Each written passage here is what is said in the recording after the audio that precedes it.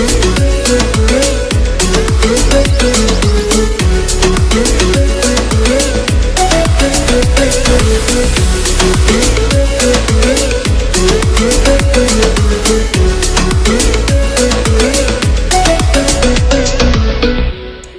guys, it's your Fit Coach Jene. I am so excited to see you. Happy New Year. Happy 2018. I hadn't seen you since last year. Not a big deal because that was only just about 20 something days ago, right? But anyhow, I missed you and I'm hoping that you missed me too. And I'm so excited about your new year and everything that you have going on. And I'm excited about today's episode because we have got some amazing things that we're going to talk about. A lot of you all started on a new journey for 2018. Maybe you had New Year's resolutions. The last episode we talked about New Year's resolutions. I'm quite sure that many of you dived into those New Year's resolutions nose first and you're doing phenomenal. I hope so. Send me an email and let me know how you're doing. Anyhow, today we're going to take it a step further from New Year's resolutions because there are some people who do something at the new year. Lots of people all over the world do it. They spend the first 21 days of their year doing a fast. People fast for different reasons. I know personally, I always do the Daniel fast at the top of the year, the first 21 days of the new year. And there's no, there's no religious stigma or anything behind it. It's more so about taking the biblical concept of Daniel and using his principles of just spiritual awareness and food and just getting some growth all the way around with your life, your health, and your strength and everything. So lots of people do that fast at the top of the year. I know lots of churches promote it. It's really good for a lot of different things in your life. But then there are some people who just fast just because fasting is good, right? Or is it? And that's what we're going to talk about today. Is fasting good or not? Because some people do it for spiritual reasons. Some people do it for physical reasons, whether you're trying to lose weight, shed some extra pounds, or whether you just want to rejuvenate your health. People fast for different reasons. There are different fasts out there in the forms of diets. A fast is nothing but abstaining from food or certain foods. A fast doesn't necessarily mean that you're not eating at all. It can mean that you're just abstaining from some foods. Like there are many diets that we can consider to be a fast. The biggest element that you have to incorporate into a fast is the mental as well. Fasting requires a lot of just spiritual and mental meditation and focus on what it is that you're trying to accomplish. So you may be fasting and not even know it. So here's the thing about a fast. You typically abstain from food or some food or food for a period of time. Like there's something called intermittent fasting, which is typically when you fast for about 6 hours, 8 hours, 12 hours within the day where you're not eating any food at all into a certain period of time. Or maybe you just don't eat for a full day and then you can eat the next day for the whole day and then you go back to not eating for a full day. So there's different ways to do intermittent fasting. But basically the whole concept of intermittent fasting is that you're not eating for a period of time and then you return back to eating. Okay, so there's intermittent fasting, and then there's some fasting that you just do where you're eliminating or abstaining from some foods. Lots of people, especially on the Daniel fast, you're abstaining from what they call the finer foods or the delicacies, things that are good to you but not necessarily the best for you, things like meats and sweets and all of those things that you find to be so yummy. The Daniel fast says, you know what, for 21 days, we're not going to partake in any of those yummy things, and we're going to give our bodies freedom from all of those good things that are good to us, but not for us. So that's the Daniel fast. And then you have other forms of fast that people use as a diet, where they say, you know what, I'm just going to eat whole kosher foods from the earth, and I am going to cleanse my body. Lots of people like to call it a fasting diet or Daniel diet. But either way that you look at it, fasting can be done in so many different ways. Now, as for Fit Coach Jene, if you want to do it how I do it the Jesus way, because I love the Daniel fast and I love Jesus and I'm not afraid to say it. Anyhow, the Daniel fast is really good for that reason.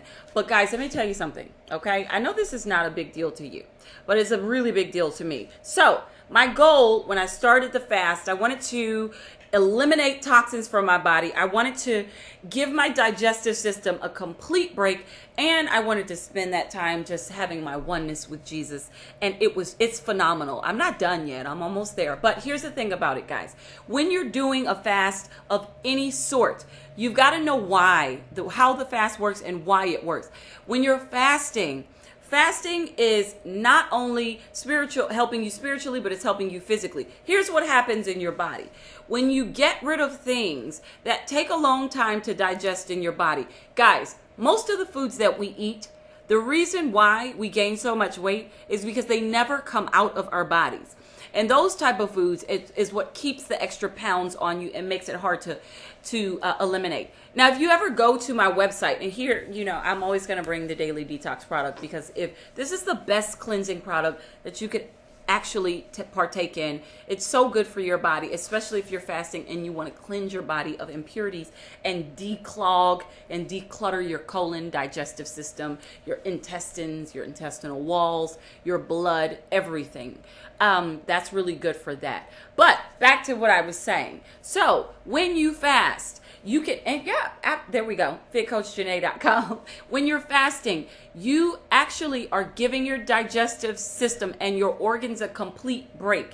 Okay, so why do we need to give our digestive systems and our organs a break? Because let's talk about one thing that everyone absolutely loves.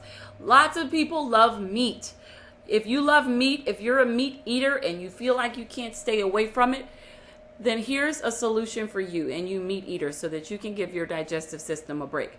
I need you to understand that meat generally takes between 48 and 72 hours to digest in your body. Why is that important, and what does that have to do with fasting? So look at it this way. I ate some chicken, right? Well, I didn't really eat chicken because I didn't eat chicken. But, just hypothetically speaking, I ate some chicken yesterday. Okay, it's 24 hours later. Well, that chicken didn't quite digest yet because it takes between 48 and 72 hours. So it hasn't quite digested yet. So it takes about 3 days for it to completely digest. So I ate some chicken yesterday for dinner, right? And then I got up this morning and then I ate, say, a chicken fajita omelet or something to that effect. Well, not only do I have the undigested chicken from last night, now I have the undigested chicken piled on top of that chicken from this morning. Okay, guess what? For lunch, I'm going to get a grilled chicken salad. And guess what? I'm just putting chicken on top of chicken on top of chicken. And if you are a meat lover, if you are the type of person that loves to eat meat and can eat it daily, regularly, then you have to know that your body and your organs are overworked trying to digest all of that meat that you are constantly putting inside of your body. There are some people who are not going to give up meat, and it's like, hey, I'm always going to eat meat. I love meat. It tastes good to me. I don't care what you say. And you know what? I'm not saying that you shouldn't. I mean, hey, it's not for everybody to give up meat, but you have to understand that meat is not to be eaten every day in every meal. You have to give your organs a break. So there's a starter fast for you. Just give up meat for a period of time, or maybe eat it every 72 hours when you know that it's digested. Because like we said, meat takes about 72 hours to digest. So how about waiting 3 days and allowing your organs to break down the meat that you put inside of it before you return back to meat? That's a form of fasting. Okay, so let's go back to talking about what it does for the organs. And this is what I absolutely love about fasting. Your bodies and your organs are more than likely overworked, okay? I don't really know anyone other than the vegans that I know and the vegetarians. And the vegetarians are not even included in this, because if you eat animal of any sort, it takes a while to process that in your body. So I don't know anyone who says, well, I eat meat, but I only eat it like every Monday, so once a week. I don't know anyone like that. Maybe you know someone, but I don't know anyone. Meat eaters generally eat meat daily, and they generally eat it more than one meal. And if that's you, your organs are overworked. Okay? I'm not telling you this shun you or make you feel bad about your meat eating lifestyle. I'm just trying to help you to understand how you can eat meat so that you're not overworking your organs. But the reality is most people overconsume meat, and the organs never get an opportunity to break down the previous meat before you pile more meat on top of it. So fasting is good because it gives your body a break. The Daniel fast is good because the Daniel fast says, I'm completely abstaining from meat for 21 days. Give your organs a break, okay? Meat also has lots of fat. All of that white that you see in your chicken, on your chicken, and the skin of the chicken, oh my goodness, fried chicken. I just thought about it. Fried chicken's so good. But do you know the skin of the fried chicken is where all of the fat is? And all of the white that you see that's not trimmed off of the chicken, that's also fat. So let's talk about steak. Oh my goodness, steak is so good. I could go for Ruth Chris right now. Okay, steak. All of the white marbling, like, you know how like sometimes when you go to the steakhouse like Ruth Chris's or Chamagucha Fogo de Chao, even Longhorn, our Outback, and they talk about, oh, the marbling of the steak. It's so wonderful. Look at the marbling. It's the best part of the steak. They make it seem like it's just like heaven in your steak. Like this is the best thing that you could be eating. The marbling is fat, guys, okay? The marbling it tastes good, by the way. My grandmother used to eat fat sandwiches. Okay, that was a side note. But the marbling is actually the fat of the cow. So when you're eating that steak and you see all of the white, you're actually eating fat, the fat of the cow. What's wrong with eating a little fat, right? We've all got a little fat in us. Yes, we do. But fat clogs the arteries is what I want you to know. And when you're eating that kind of fat, from fried chicken to steak to all of the other meats that have that marbling inside of it or on it, you're actually eating fat and you're clogging your arteries and you're clogging your digestive system.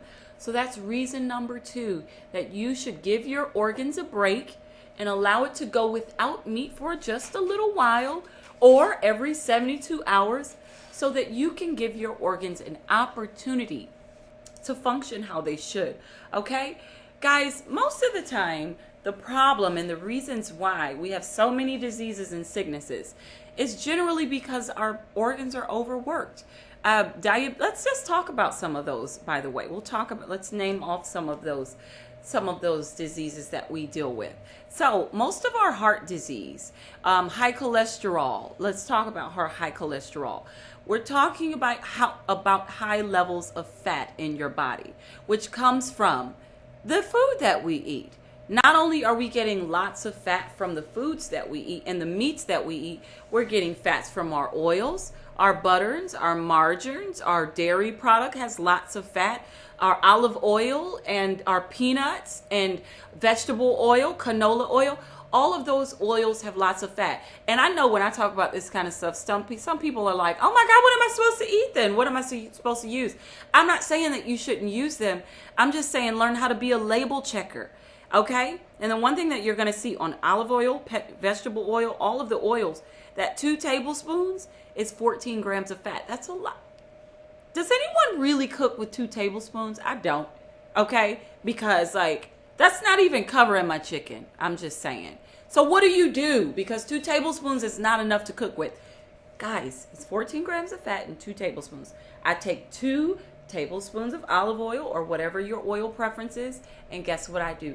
I add some water to let it kind of mix together. And I know water and oil don't mix. I get it. I know that. But what it does do is it gives your meat and your vegetables and whatever you're cooking that moisture that it needs to cook. And all you do, if it dries out, add a little more water, add a little more water. I really, really love, okay, so here's a side note to get rid of fat. I really love the cooking spray from its Kroger brand. It has no fat in it and also has no propellant. Pam has propellant. It's not enough propellant to harm you, but it does have propellant.